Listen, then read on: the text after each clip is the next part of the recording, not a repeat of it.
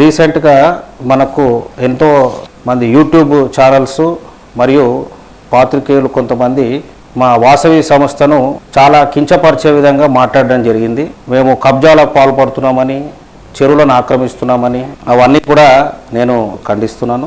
ఈ lake development programmes అనేవి గత ప్రభుత్వం తీసుకురావడం జరిగింది. ఇటువంటి లేక్స్ డెవలప్మెంట్ ఉన్నాయండి, మీ ఫౌండేషన్ తరఫున మీరు టేకప్ చేయండి అంటే చాలా ఖర్చుతో కూడుకున్న పని అండి, ఇది మేము చేయలేము అంటే ఈ 2 లేక్స్ అన్న మీరు డెవలప్ చేయండి అని చెప్పి మాకు రిక్వెస్ట్ చేయడం జరిగింది గవర్నమెంట్.